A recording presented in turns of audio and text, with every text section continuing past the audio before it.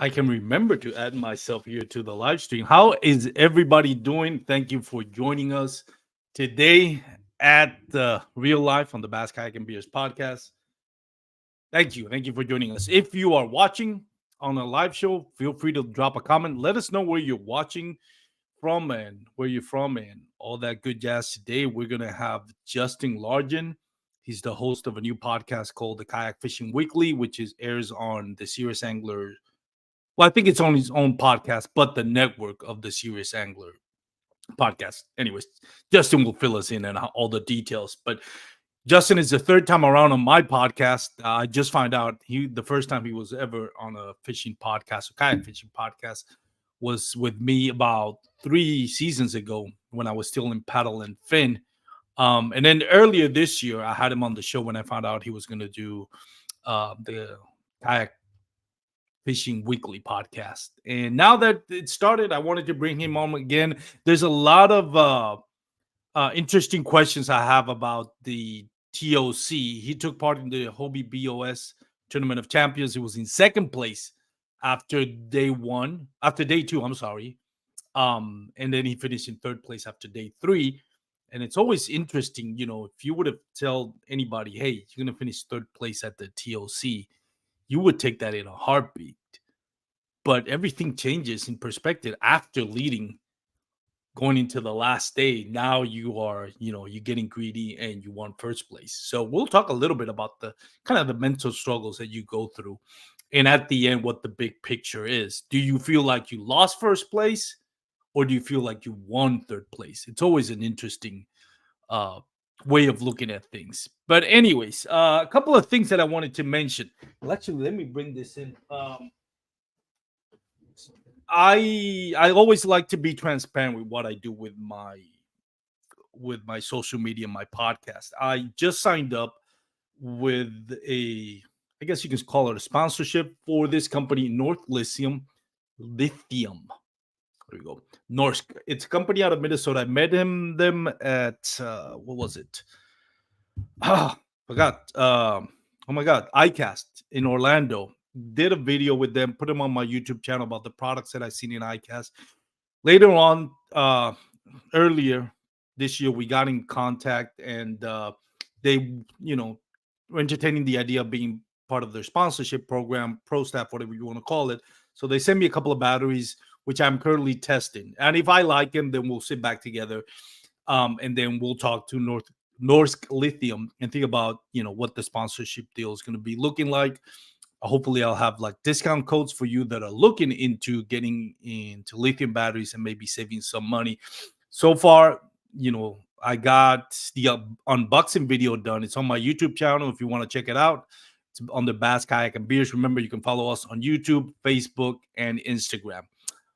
But just a quick review on it. I got 3 batteries. This is what I would use. I don't have live scope or 360 imaging or 450 sonar, but when I do get one, this is the one that they're sending me for use for that. I got 2 other batteries that I'm using for other stuff, like my GoPros to keep my cell phone charged on my quad lock wireless recharging head, and the one that I use for my standard side scan and fish finder. But anyways, one thing that I do love about the batteries is it has this, and I haven't seen it on any other lithium batteries. Where is it? Over here. Have that indicator tells me, how much juice I got on my battery, and it does come with some USB ports. So that's why I hook up my GoPros and keep my phone charged. So you can do it the traditional way of hooking up, or you can do the USB. So, anyways. Enough about that. I'll keep you guys updated on those batteries as I try them out. And then as soon as we settle on the discount code, if that comes to fruition, we'll do that. But enough about that. Let's bring our guest, the star of the show, Mr. Justin Largen. Justin, how you doing, man? I'm good. Thanks for having me, Armando. Oh, thank you, man. I was honored to find out the first time you were ever on a podcast was with me. So yeah, it was awesome, man. It was fun. It's been a few years now, but it was definitely a cool moment for me. I felt like I'd made it. No, you didn't. But thank you for the kind words. I'll do take credit if you want for if you allow me to for inspiring you to do a podcast. I'll take credit for that. There you go. Oh yeah, Oh, yeah, yeah. this is a crappy podcast. I can do better. No, no, it's. I've found I was really fortunate last year. I had a good season, and I got invited on as a guest several times, and I enjoyed it. It's like I love fishing, and then kind of the second favorite thing is talking about fishing. So Yeah. I can be a little long winded, but yeah, I've enjoyed. I'm new to it, but I've enjoyed it so far. It's fun talking fishing. What is harder, learning to kayak bass fish or learning how to do a podcast about kayak bass fishing? I don't know. Um, I don't know because like I feel like I've done the fishing so long, I don't remember like the actual you know casting and paddling around part of it. I've done that for so long that it's just second nature. It's like I almost don't even remember what it was like when I started. It's been so many years now. I can feel myself getting older, but it's I've enjoyed it. It's I've Bailey is definitely the brains behind ours. He understands all the technical side of it. So I'm still learning that part of it. But the just talking part, shoot, I've been boring my family to death talking fishing for years. My wife can relate to that probably. She's nice enough to every now and then ask me just to have something to talk about. Yeah, And yeah. then I'll listen to her about her murder podcast and true crime podcast. There you go. So it's a give It's a and good take. yeah, exactly. It's an exchange. But Justin, I should have started with this, but for those that don't know, you're not familiar with you. Tell us a little bit about yourself. How do you got into kayak bass fishing? You mentioned you've been doing it for a long time, but you actually burst into the scene the last couple of years, and you've done great at at the competitive level. But tell us how you got started. I got started, I guess it's been somewhere between 10 and 15 years now. I remember coming out of school. I didn't have a boat at that point. I used to wade fish a river near where I went to school, and I wanted to get a boat. I got a Bass Pro Shops pond prowler, little kind of plastic John boat. I think it was 8 foot, and I'd throw that thing up on top of the car. Hooked up a trolling motor, great big old lead acid batteries, and I even rigged up a cooler at one point so I could get those hero shots at the end of the day, holding multiple fish. And I enjoyed it, but I felt like it was a lot of setup time, and I remember, I was into the bass fishing thing, already, but I remember seeing videos, and it was Chad Hoover and Jeff Little, whose stuff I first saw.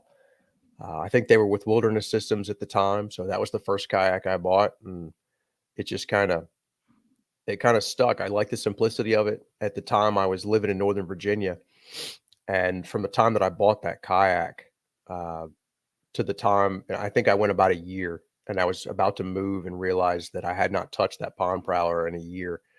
It was just, I did a lot of short trips. I fished a lot of little backwaters, little creeks off the Potomac River, and I would just do little short trips before and after work. And I could get so many more trips in with that kayak without all that, loading time, lugging the batteries around. It was just quick, grab the kayak, throw it in the water, go.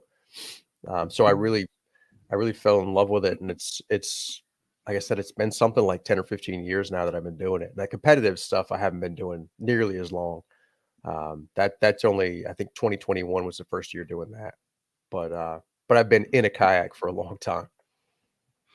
How how quickly was the learning curve when you got into competitive? Because I think if I haven't done kayak fishing or even bass fishing that long. I've barely been doing for the last 5 year competitively for the last 3 or 4 years. And to me, that's like, the first couple of years is just donating money, at least the first year. I'm still How was donating that a lot of learning money. curve? I know we still probably, unless you're like, well, and you've won some money and maybe you at least maybe kind of broke it even, but I know you have a lot of success. What was that learning curve like? How long did it take you to actually catch a check in it, whether it's a local or national trail? I was fortunate. My second tournament, I think it was. I tried to go down to Florida for a KBF tournament with no practice, I'd only been to Florida once, but I had a really good time. Just I mostly flip grass, and I just had it in my head that, oh yeah, I'll just go down to Florida, and I don't need to see anything ahead of time. I'll just drive down there and just you know find some grass and go flip it and do fine. And it did not work out that well at all. I don't remember what place I finished, but I think I caught 2 fish each day, maybe. And the second tournament was just kind of a perfect storm.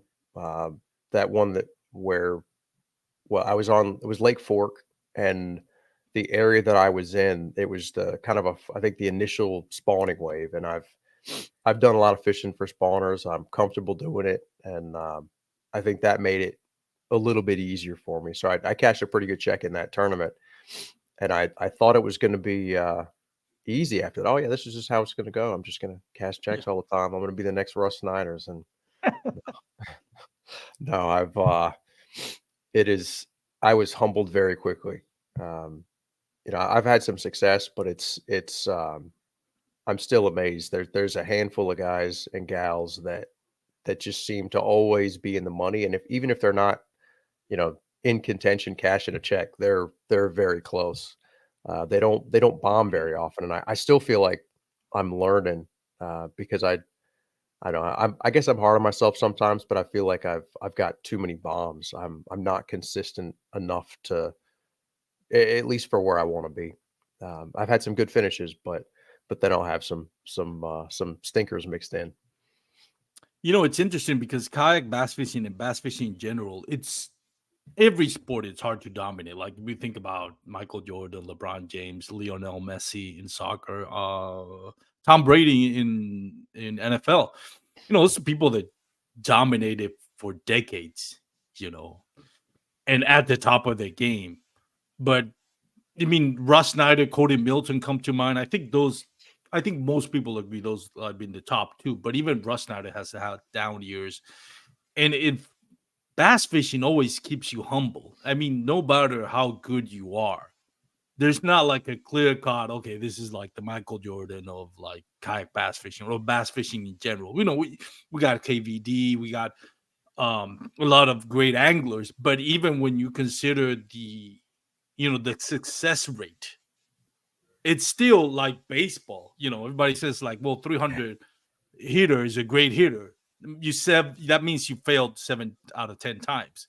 It's interesting, right? Yeah, But kayak bass fishing, it's so intricate, it's so intimate, it's ever changing.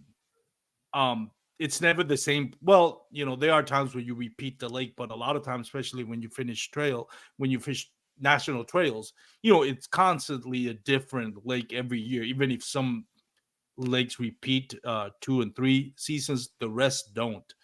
yeah. How do you try to keep yourself like engaged and not get frustrated and keep going and thriving for to be something similar to what Russ Snyder and Cody Milton have done throughout the last 4 or 5 years, or Well, even for Drew me, Gregory?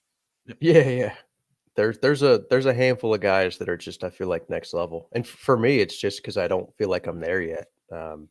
I see those guys and I see what they accomplish, and um, that's kind of where I want to be. I want to be one of the best guys in the sport, and I'm not there yet. So for me, it's just that's a pretty good source of motivation.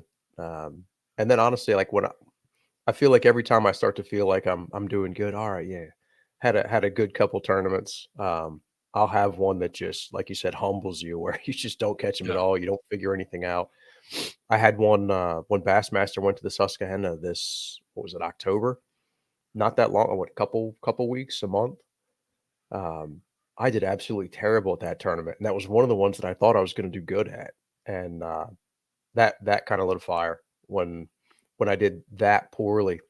I stayed with a couple great guys, Mark Edwards and Garrett Morgan, and neither of those guys had been to the place before, and they smashed them. Um, and, and I'd been there a couple of times and had some good finishes on some local trails, and I really thought I was going to go up there and and just it was going to be a good tournament for me. And I was very humbled by that fishery, seeing all these guys that they're putting up just stupid numbers. I mean, it seemed like everybody had 90 inches, and people talking about reeling in a giant fish and watching 5 and 10 other ones swim back with it, and I'm like, I never saw that the whole time. I mean, I practiced for 3 days up there, and then 2 days of competition. It just tournaments like that. If you let them, they can make you never want to do it again. But I don't know, for me, more often than not, it motivates me to go out there on the next one and not have that happen again. Yeah, it's one of those things. Every time I struggle at a tournament when it's local, right? Because if it's outside of the state, then I'm not gonna do it. But when it's local, I like to like a couple of weeks ago I fished for the Native Bass Power Hour at Lake Fork, and I thought, same as you, that I was gonna do pretty well. I was confident that I would maybe catch a check, but it didn't work out that way. And the next day, all I want to do is go back to it. Do you ever find yourself that way where it's like when you struggle, it's like, I want to go back. Like, I don't want this bad taste of my mouth. Like, to me, that's the level of competitiveness that I have. And I truly believe that if you want to compete at a national level constantly, like compete for AOY, that's the mentality you want to have. It has to be something of a fearless mentality, not afraid to get embarrassed. And when you do kind of feel like you got embarrassed by the lake, just be pissed off enough that'll make you go out there versus being frustrated of yet another entry fee that was donated and Yeah. not having nothing to show for it. And there's nothing wrong with the leisure kayak fishing. There's nothing wrong with the, hey, I don't usually compete, but the tournament is close to my home. I'll do it.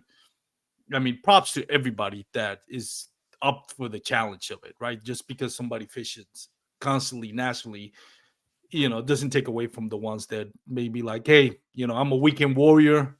I don't have a lot of time fishing, but I'll give it a try. Props to everybody that does put themselves out there, because it is very humbling. What is your mindset after coming so close to AOY? And we know that the way Pickwick ended and Bassmaster Kayak Series ended last year, it came down to a decision by a panel of kind of inadvertently who was going to be AOY. So you would have, I mean, we could have been here and talking about you being AOY last year if the decision would have been different. Looking back in retrospective, like I know you and I have had private conversations about that, but now that a year has gone by and you look at where you were and how close you were to winning AOY, and now having to reset that button, start another season, coming in third at the TOC, put it all in perspective. Has anything changed in your mindset? Does it make you hungrier? Does it make you frustrated? Just being so close and not being able to just get that result that you wanted. Oh, it definitely does. It's definitely frustrating. Like at the time, it took a while to kind of get over the Pickwick one, and I kind of knew going in that Drew hadn't fished. If I remember right, he hadn't fished his. That was going to be his. I think it was fourth like qualifying event, or maybe it was his third. I don't. I know they changed the scoring this year. I think this year they included 3 tournaments, and maybe last year it was 4. Whatever it was, I knew that technically I had the lead, but I didn't really like. All Drew had to do was kind of catch a limit. But what bothered me as much as anything at that tournament is just I didn't catch him. Like that was a tournament where I had a chance to. I mean, I felt like I had to win it, and Drew had to stumble a little bit for me to get AOI. But I mean, that was my worst tournament of the year by far on the Bassmaster side. So that part of it frustrated me as much as anything, that I didn't do what I needed to do. I felt like I choked. Like it was kind of like my opportunity, and I blew it. And I haven't really thought about it a whole lot since. It's kind of one of those things that, if you let it, it'll eat you forever. Yeah. That was the very first Bassmaster Angler of the Year, that they offered. Yeah. It would have been the historic one. Oh yeah. And, I was, it was awesome seeing Drew get the, walk out and accept that trophy on the classic stage, and, go to that. I think it was the Night of Champions with all Yes. all the Elite Series guys. That looked cool. So, I mean, I definitely at the time it stung, um, but it's something that it's definitely motivating now, and I'm hoping that it'll be the same with this TOC finish. It actually crossed my mind at one point. I hadn't thought about the 22 season very much. Uh, it had been a while since I thought about specifically Angler of the Year, but when I had that lead going into the last day, at some point that night before, I mean, I couldn't sleep, and there's just so many thoughts going through my head, and I just couldn't shut everything off. And at one point, I was thinking about like, yeah, I might have missed an opportunity there, but I'm going to win the TOC, and it's going to make it all better. And I came up short, but I feel like I don't know, it's the sort of thing that'll eat at you if you let it, and I'm just not going to let it eat at me. I'm happy with how it turned out. Like you were saying before, if I'd known going in I was going to finish third, I'd have been thrilled. It wasn't that great at practice. It wasn't like I went in feeling like I'm going to dominate this tournament or anything. It just uh, the way kind of the weather changed and the bite developed for me. It just kind of it worked out in my favor. Um, so yeah, it stings. I hate giving up a lead the way that I did and having my worst day when it mattered the most, kind of. But I'm happy with third place, and I'm definitely motivated. I feel like if I keep putting myself in positions like that, you know, eventually it's going to work out in my favor.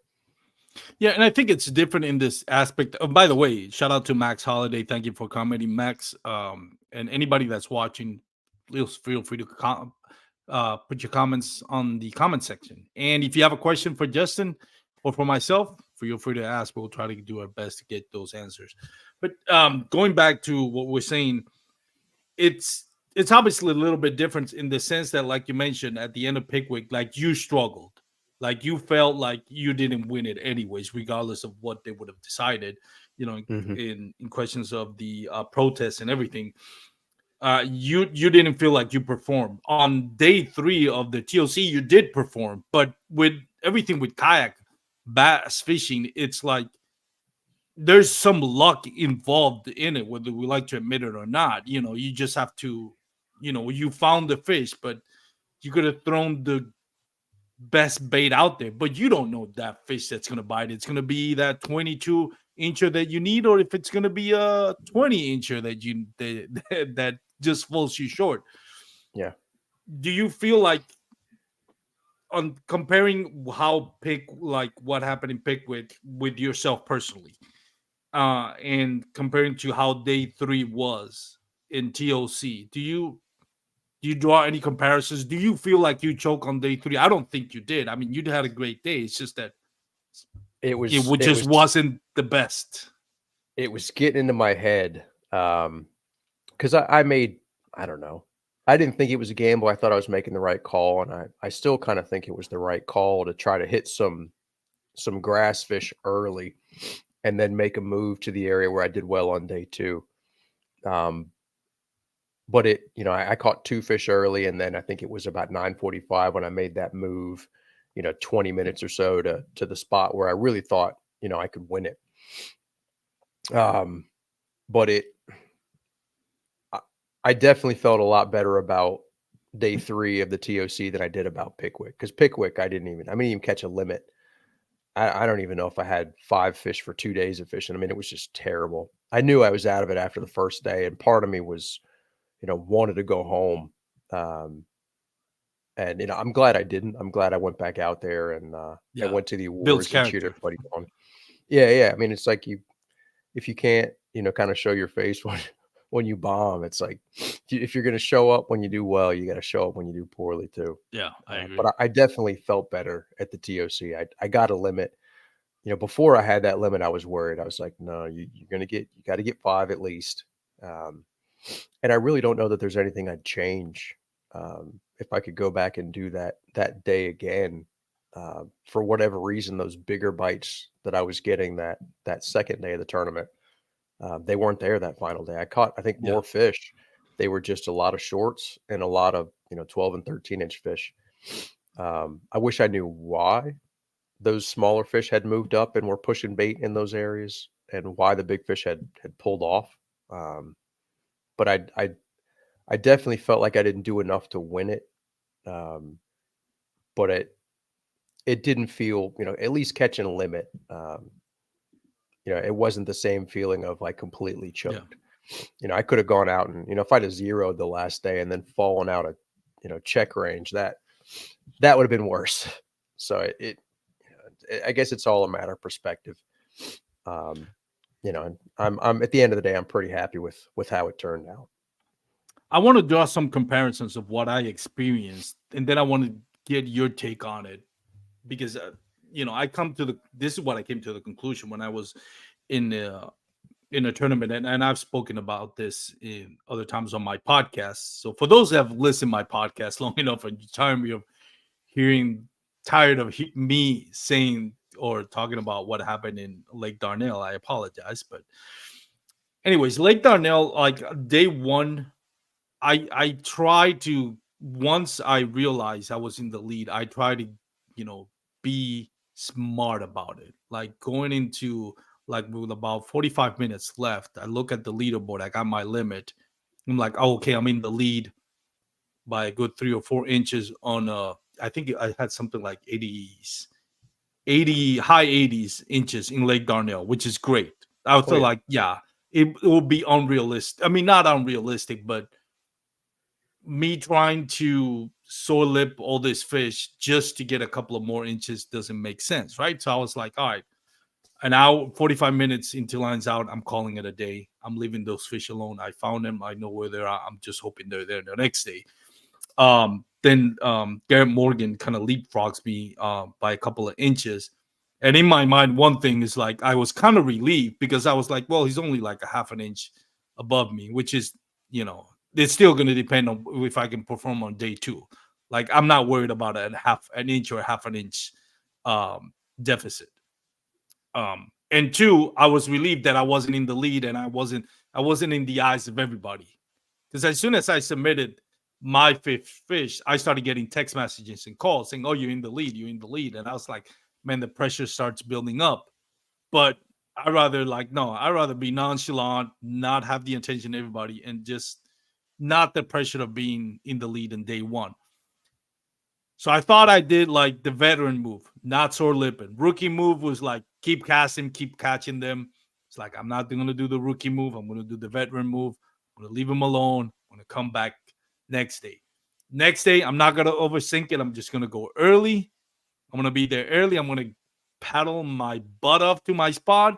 I'm not going to go anywhere else. And I'm just going to be smart about it. That's where you caught him. That's where you found him. Let's go. And the day started off great with quick 3 bites, and then it just died down, and there was like short strikes. It's like, okay, what's the next thing? Okay, well, if they're not biting the jackhammer because it's too quick, let me throw in a fluke. And third bite came in a fluke. I'm like, all right, I'm being smart about it. But then all of a sudden, it just shut off completely, and that's where you're in the second hour now. You're like, I need two more fish. I mean, not in the second hour. You got 2 hours to go. I need two more fish. I catch one more. All right. I got like an hour and 30 minutes. I gotta catch another one. And that's when the pressure really builds up. Because do I leave the spot? Do I go? Do I change baits? And that pressure is like a ton of bricks. And then afterwards, I try to look back on it and kind of what you mentioned is like, would I change anything? It's like hindsight being 2020 is like I don't know what else could I do. Like I beat myself up like thinking like I failed, like I did something wrong, like I'm not smart enough, I'm not good enough. But then I look back at it, it's like there's nothing you could have done. There's things you could have done, but nothing, everything that makes sense, every decision that made sense didn't pan out. Actually, the fish was an 11 incher, which 1 inch shorter. Like who like you don't know. I was where the fish were, but had 11 inch, it would have been one more inch. I would have been in the money, maybe not win it. What was it?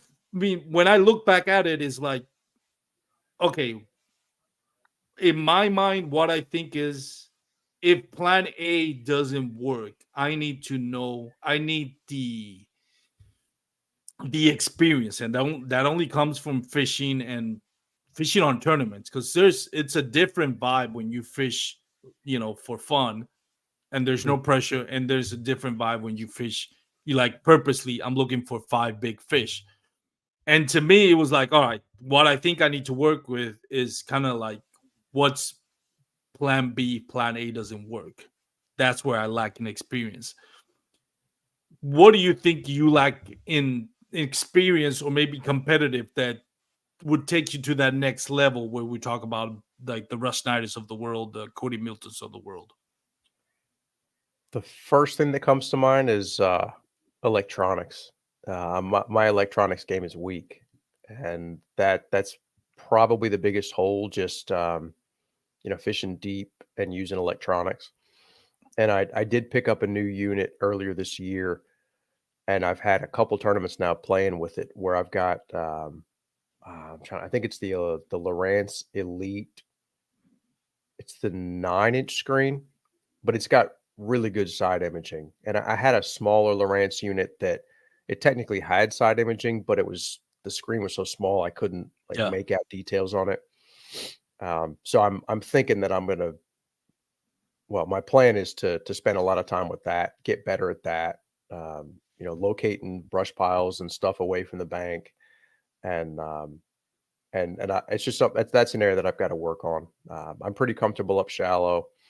Um, I feel like it. I don't know. That's where I spend most of my time, and the deep water fishing and electronics game is something that I've got to improve on if I want to get to sort of the next level. From kayak fishing, I know, it's different from boat fishing. Like I don't hate electronics. I think they're great. I have no problem with live imaging. I have no problem with port facing sonar or any of that electronic stuff. But personally, do you feel like it changes your enjoyment of fishing, like staring at a screen? And I'm being objective here. I'm not saying that should be the case. I'm not saying everybody should feel that way. But you personally, do you feel like, all right, I'm staring at a screen here, where does that fall in? Do you, first of all, do you enjoy fishing that way? And if it's not what you want to do as far as what you consider fun, where do you find that balance to say, okay, this is the business approach. If I want to catch a check, if I want to grow my brand, if I want to, make something more out of this than just fun fishing, where is that line that you say, this is just business, this is not necessarily fun fishing, and where do you say, no, I want to stick to what it makes it fun, whether I win or not? Yeah, I guess I've kind of dealt with that. I'm kind of old school. Like I tend to be like slow to change and adopt new Mhm. technology and stuff. Um, the way that I like to fish is just kind of the up shallow and Yeah. in water, that I can stand in, and but it's kind of the same way, at least for me, with like a spinning rod. I don't dislike catching them with a spinning rod. I'd rather catch them, power fishing if I can. I feel like there's advantages to it. I've got heavier line. I can, get the fish around cover a little bit better. I don't have to worry about getting broken off quite to the same degree. But kind of the same way that there's times where they're not aggressive and you can't get bit with the moving baits and you got to pick up the spinning rod. It's still plenty fun for me when I catch them on a spinning rod. I've just kind of got to I guess get that in my head for the electronics too. It's definitely cool. Like for somebody who still has very limited experience with side imaging, it's amazing what you can see with that technology and how much faster I can cover water now, and just like in practice, just sort of going down the bank and seeing what's there. That ability to see under the surface, and that far out on either side of the boat, I think is a huge difference. And you could say the same thing for motors almost. I was hesitant to get a motor. It's like I wanted to. What attracted me to kayak fishing initially was the simplicity of it, and you know I I've been hesitant to add all these extra things. Um, it but at the same time, it's what you've got to do. Like I added a motor this year. This is the first time I've had a motor, and it's such a nice thing to have. You can go so much further. You can get into. I've found myself getting into trouble sometimes with spending too much time sort of running around. You Yeah. know, it's different when you got a pedal or paddle. It's you get to a certain point, you're tired, and like, all right, we'll just stop here and fish for a little bit.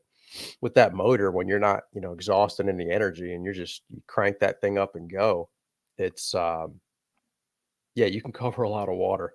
And I'm kind of kicking myself for taking as long Yeah. to do that as I did. I mean, I fished for what 2 years without it, and it's kind of like it's handicapping yourself unnecessarily.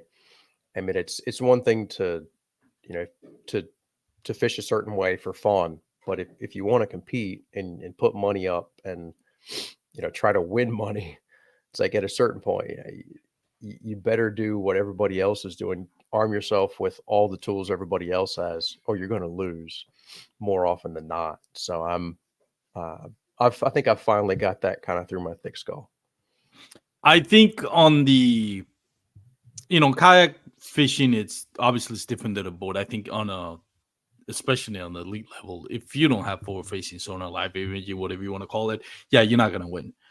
Kayak bass fishing, in general, I think there's still the majority of people don't have live imaging, right? I If I were to guess, as far as the Hobie BOS goes, AOI,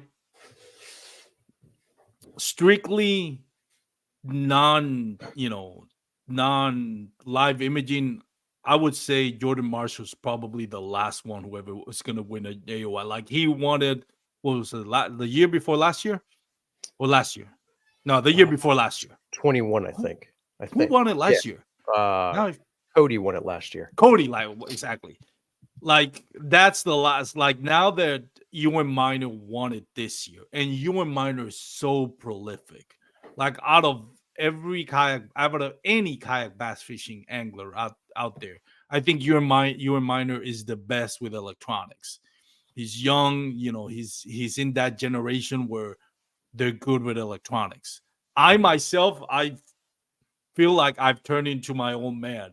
Like my father was the last human in the world to go from vinyl to CDs. He was the last human in the world to probably get cable TV. He was the last human in the world to get internet. And now I look back, I'm like, man, I'm probably gonna be the last one kayak bass fishing that's gonna get a motor and a live imaging sonar. So every year I feel like, man, I'm turning into my own man. Kind of like that joke from that progressive. Is it progressive? Some life insurance is like they try to help you avoid turning into your dad. Oh, yeah. I can't remember which one it is. It's hilarious. Progressive or State Farm. Yeah, I know what you're talking Yeah, about. it's one of those. But um, I think now for AOY and kayak bass fishing, especially in the Bassmaster Kayak Series, where you can use a motor, I think you're gonna see less and less people that don't use forward facing sonar win AOY. You're still gonna see anglers like that win tournaments every now and then. Um, but to stay consistently like your minor does, I think you have to have electronics for AOY. Now, being like, out of 100 in a tournament, let's say 20 got live imaging, and out of those 20, 10 are still learning how to use it. The numbers would say, somebody that doesn't use live imaging is probably going to win, right? But I think, like you mentioned, AOY, I think that that consistency of every lake being in in contention because you have that ability to use live imaging, and if you're prolific at it, because it could be a handicap if you don't know how to use it. I think that's where you're going to see the game changer. But I still think you're going to see the Josh Schrenkos, the one the Bassmaster Kayak Series at Susquehanna. But then again, everybody in Susquehanna, nobody in Susquehanna, I think, was using the live imaging. Right. Kato was probably going to be a little bit different. I know you and I fish Kato. By the Mhm. way, that's the first time that I would say, kind of wish I had a motor. Not that I could because it's the Hobie BOS, but Mm. man, that Kato tournament, because we didn't have launch boat ramp, or God, I can't even speak. I'm so tired from work today. You couldn't launch from a ramp up north because there was none north of the lake. Yeah, If you wanted to go up north, like you had to battle. I don't remember how fast that current. I don't. Did you have to go it was upstream to get to those spots? surprisingly strong. I Oh my camped up God. there. I can't remember the name of the campground, but I launched at the campground. I knew it wasn't in play for the tournament, but I know for some of the Hobies that actually factors into my strategy. I sometimes look to find something, that somebody else isn't going to be willing to put the work in to do. But I didn't find anything up there that was particularly special to where I would, spend an hour paddling or pedaling there. Oh my Um, God. It was it horrible, I didn't realize the especially tournament was after as 2 days strong as of it was. practice. Oh yeah, and that's the other thing that, like I was thinking for this TOC specifically, like having that motor for the practice period.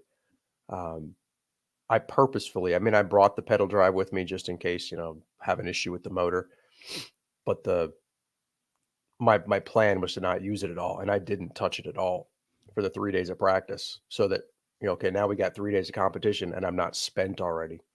Yeah. It's a different world when you know, if you're gonna spend 3 or 4 days practicing and then go 3 days of competition where you're pedaling who knows how many miles, especially if you start getting in places where there's more current or where you've got some wind. It's, having that motor is really, really nice. It's amazing Yeah. how much extra water you can cover compared to just pedaling or paddling.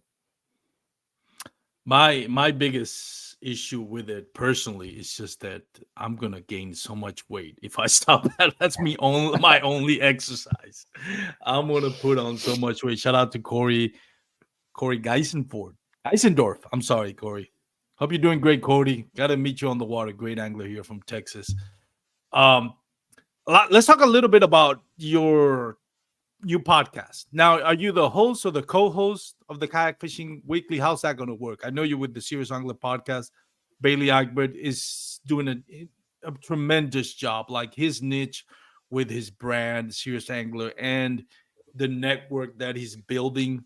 I think he's heads and shoulders above, you know, as far as the business side of it. He's just doing great at it. And you're partnering up with them.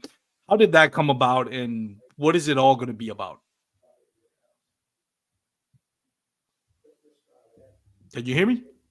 So I got you again. Sorry, you were cutting out for a minute. I'm not sure if it was on my end or your end. I heard bits and pieces. You were asking about the podcast?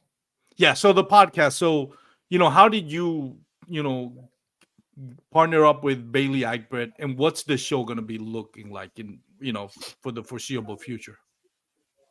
Yeah, it was, I don't know. It was really, it was interesting. Bailey and I ran into each other a couple times on the water, and he reached out and said, "Hey, this is something I'm thinking about doing." And it was really just a great opportunity that he offered me. He's built something really impressive with his Yeah. Serious Angler podcast, that whole network. And I know he's very passionate about kayak fishing too, and he wanted to have something, a show dedicated specifically to sort of our little niche, in the sport. And so, yeah, it's been really fun for me, because like I said, he's very good at it. It's not something that I ever really had thought much about. I've always, stubborn me has been kind of, well, I want to tournament fish and make money at tournaments. And it's, realistically, it's very, very hard to win money consistently in tournaments. Um, so for me, the podcast is a great opportunity to kind of, one, just have some fun chatting with Bailey and with different guests. Um, and it's a way for me to kind of get my name out there, my face out there a little bit. Selfishly, I'm going to learn a lot from it. I mean, I already have. We had Adam Reiser on the other day, and Great angler. really, really good information that he shared with everybody. And I think that's something that Bailey's whole network. I mean, Serious Anglers, they're giving out information. They're trying to teach. I think there's also sort of an entertainment aspect of it, and then it just for me, it's a lot of fun to sit down and talk fishing with kind of like-minded people. It's called Kayak Fishing Weekly. So tell us when does it air? And I'm assuming it's going to be a weekly show, right? Yep. Right now they're not live. But they're coming out every Thursday. They're dropping on Thursdays, and it's um, pretty much anywhere that you get podcasts. It's there. It's on YouTube, Spotify, uh, Apple Podcasts. Pretty much anywhere you get a podcast, you can find it. Is it going to be something more like kayak fishing and other stuff? Kind of like one of my favorite ones, Alex Rudd, where it's more of like a fun episode. He has a podcast about fishing. He happens to be a kayak bass fishing angler, but it's not totally about that. Yours is I'm Kayak Fishing Weekly, so I'm assuming it's dedicated to Kayak Fishing Weekly. Is it going to be more like the sports side of it, the leisure fun side of it, or a combination of both? I think it's going to be a little bit of both. We're trying to definitely have it be informative. There's going to be sort of a news aspect. Anything that we talked about the episode that came out this morning. We were talking about the new schedules that dropped. Anything that kind of happens in the kayaking world, we want to touch on. We hope to have some guests that are entertaining, that can share a lot of information. And it's not. I think there's something there for everybody. It's not just this tournament or that tournament. There's a feature that we've started. We're calling it the Kayak Kings and Queens of the Week, where we recognize. I think we've done 3 so far every week, but we'll 2 or 3 specific fishermen that have done something cool that week. We want it to be something that's not just who had a good tournament here, but something that just highlights somebody that maybe they just made a really cool YouTube video, had an awesome catch, or they did something otherwise in the industry that's really neat. We're trying to kind of make it to where it's something for everybody. Bailey and I are both competitive. We're both doing tournaments, but I think we would both be fishing just as much if we weren't doing tournaments. So that's kind of the mindset. You mentioned something that's going to be related to what the kayak fishing sports, the news and updates and everything. Talking from experience, and you definitely know, the things that sometimes happens that they're going to be polarizing, that people are going to have an opinion about. We saw it at the end of last year in Bassmaster Kayak Series. We saw it again this year at the end of this year, unfortunately. What's your mindset in covering those things? Because I this is one of those subjects that is sensitive. I feel like there's 2 narratives. It's like, let's focus on the positive, and I totally agree with that. But I think there's also, especially when you have a podcast called Kayak Fishing Weekly, what's the expectation? What's the expectation that the audience is going to have when something, I guess, quote unquote, controversial happens? Being on a podcast, I talk to Bailey Ackman all the time about stuff like that. And I always, before I talk about it on my podcast, I want to get as informed as I want. And Bailey can tell you, I've called him all the time. Hey, we heard about this. What do you think about that? And what's your opinion on it? Let me get more informed. That's always sensitive, and that's always polarizing. There are going to be people that agree with you. There are going to be people that don't agree with you. What's your mindset with situations like that? And I know you personally been affected by some of that last year, but how do you approach it? Is it going to be something like, we're not going to focus on that, we're not going to talk about it, or we are going to talk about it, but how would you approach it? I think it's something. I don't think we're going to dance around issues necessarily. I think we will talk about things, but something that I've seen from some of the other shows on the network is that they kind of take their time, wait for facts to come out, sort of not rush into conclusions. So we haven't had anything, in the few weeks that we've been doing this so far. So some of it is, I guess we'll cross the bridge when we come to it. But from our conversations, I think that we're trying to be really positive. There's plenty of places you can go on the internet, plenty of YouTube channels and whatever else where you can go listen to people complain and just be negative and tell you everything that's wrong with the sport. And we're trying to be different from that. We're trying to be just positive, highlight some of the good things, um, the fun things about the sport that we all love. So I think we'll talk about controversial things when they happen, but I don't think that we're going to make those a focus. Yeah. And we're going to, I think, do our best to not be polarizing. Um, it's it's yeah, it's kind of one of those things where hopefully we don't have any more drama, but there, there's Yeah. there's been some drama in the kayak world, but Yeah. it's unfortunate. It's one of the things that Yeah. I think there's a lot of cool things about our sport. Yes. The More camaraderie. more So great many, things than bad things. Yeah. yeah, I mean, so many people that you meet at the ramp that I've had so many people that you meet that try to help you out. Like you're competing against them in Yes. the tournament, and they still try to help you out. Oh, I mean, go do this, and you'll catch some fish. There's a lot of cool things about the sport, and one of the things that just kind of, I mean, I get it. People are going to be people, but some of the cliques and the different groups that don't get along with the other groups, it's just like, man, we all love the same thing. It's like Yeah. I don't get it. And I wish there was a little bit less of that. So we're definitely going to try um, to be a positive force with Kayak Fishing Weekly. And I think that's important. It's there are things that are going to happen. There are going to be controversies. There are going to be negative things that happens. And I feel like being from the podcast, sometimes you have to address it, right? Like, okay, this is going on. Let's talk about this. Doesn't You don't necessarily have to talk about it in a negative way, right? Even because something negative happens, you can tell you, okay, well, this happened. Let's talk about this, but let's talk about a positive way. How do we fix that? How do we, what's the other side of things? What's the opposing side? How does the people that view it differently view it, and why do they view it differently? And kind of bring that conversation where nobody feels like my voice is being shut out because it doesn't stick to what this group does. And like you mentioned, that whole divide where it's like, okay, if this happens here within this group, we're not going to acknowledge it because we don't like that opinion. We're going to censor that opinion and stuff like that. And it's not just kayak bashing, that's everywhere. Like every single sport, political, social, political Oh yeah, aspect comes to that. But that's one of the tricky things when you have a podcast is the expectation of people. What is it that, that balance of like we want to talk about things, but we want to talk about it in a positive way and in a way that it uplifts that kayak fishing community. Nobody feels like they're being left out.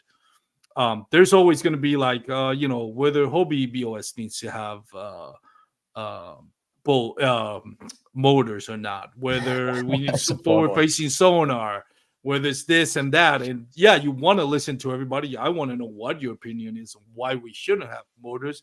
Want to know what your opinion is why we should have motors.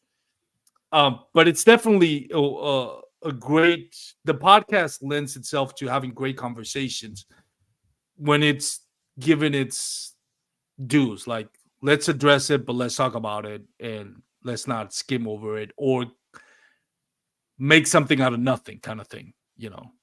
Sure. And I think that's something that, from the episodes that I've listened to as a fan, on the other shows on Sirius Angler Network, one of the things that I hear the guests say a lot, or excuse me, the hosts say a lot, is, "Hey, all opinions are welcome here. Yeah. Thanks for the feedback." You know, we're it is, it's just a discussion. We're just talking, and um, it's not something to get all worked up about. Hopefully, it's supposed to be fun, and It I is. think that's something that we're gonna bring with the show. Is it's fun and positive. And speaking of that, I listened to the Alex Rod episode. I don't know if it's the last episode of the podcast with Bailey Akbar talking about positive things. And one of the things that I appreciate about Alex Rod, he has transcended from just being a fishing podcast to being something more, being something like life in general, and how fishing fits with your life and how fishing helps you connect with other people and how fishing helps you heal some wounds. And recently, if anybody has watches Alex Rudd, his last YouTube video, I thought it was very powerful, talking about positive mental attitude. And like you mentioned, it's we love the sport and we want to see it grow, and each one of us is going to have the opinion of how it should grow and how things should be handled. But at the end of the day, it's meant to have fun. If you're not having fun doing the podcast, if you're not having fun fishing, then what are you doing it for? Kind of thing. Exactly. We need to bring the fun back and the positiveness back, and I think that's important. And anybody that, if you haven't watched the latest video of Alex Rudd, I think it's 12 minutes long, and it's just him, kind of like, I guess, in a monologue, you would say. I thought it was very powerful. I don't know. Have you watched it, Justin?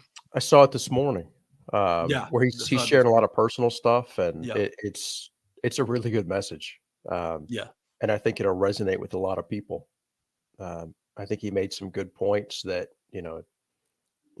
it's really easy to look at somebody else and think that, oh, their life's great, everything's great over there, but you really don't know what's going on in somebody's head. And I think his overarching message was, it's okay to not be okay. yeah. It's like, you're not always going to be 100% and everything's great. It's I think it was a really good message, and It I was. hope that a lot of people that need to hear that. Yeah, definitely. Go check out Alex Rod Fishing Podcast. And if you listen to this podcast, and it's probably not going to be the latest video that he has put up, but I think the title of it is "This Needs to Be Said." So look for that video in case it's not the latest video by the time you go search for it. But Alex Rod Fishing, great YouTube channel, great podcast, one of my favorite fishing podcasts. And again, he has transcended into something more than just kayak fishing or bass fishing in general. Justin, thank you so much, man, for the time. I've had you for an hour. I know you're pretty tired from the TOC. You're still with us. I know your image froze there for a second, so I don't know. Can you hear me? Yeah, sorry, I Okay. might have a bad connection here. You're back, All right, cool. or But I'm back anyways, I maybe. wanted to, in case you missed it, I wanted to thank you again for coming on the show. I've had you for an hour. I know you're super tired from fishing last week. So thank you so much. When's the next episode of Kayak Fishing Weekly coming out? What's it going to be about? And what's next for you as far as the off season and next season? I'm still trying to figure out the off season a little bit. I'm definitely still going to do tournaments. I've been looking at the different trails. I don't know which ones I'm going to do just yet, but I hope to get in a number of tournaments next year. Um, and then for the podcast, I'm excited. Next week, I believe Thursday, a week from today, we're going to have Christine Fisher on. Oh, nice. So So it I'm was a great excited to guest. pick her brain a little bit. Yeah, one of the OGs. So Yes. yeah, excited to talk to her. Great person to have on the podcast for sure. Justin, I Oh, wanted to give you a few minutes to thank whoever you want to thank. You know, your sponsors. I know you got a Decodium Lithium hat on it. So go ahead and take your time. oh, thanks. Yeah, I want to say thanks to them. That I mentioned having that motor this year. My my Dakota Lithium. I got a 24 volt, 60 amp hour battery that powers that motor, and that has really made a difference in my fishing since I got that this summer. So thanks to them, and then Missile Baits. I've used their stuff for a long time, and pretty much if I do good in a tournament, it's on their baits. Um, and then lastly, I want to thank Vicious Line. I've been using that for as long as I can remember. It's another great company that I'm happy to work with. Awesome, man. Well, thank you so much, Justin. I'll leave you and hope to see you on the water soon. Maybe are you coming to Def- Texas next year? I hope to. I think there's at least two, if not three, tournaments that are Bassmaster and Hobie. They're going to be down there. So yeah, I hope to Yeah. make a couple of those. I hope to see you here, man. Share some time on the water.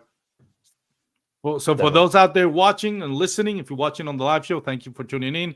If you're watching, or I'm sorry, not watching, if you're listening on our MP3 format, whether it's Apple Podcasts, Spotify, leave us a review and feel free to throw us a comment. Let us know what you want us to talk about on our next episode. The season is closing up, so we're probably going to be taking a break in December. We got a couple of more shows before the season ends, and then we'll see you back in January. So for those out there, thank you for joining us. Have a great time. And if you're going to be on the water, please wear your PFDs. Take care, everyone.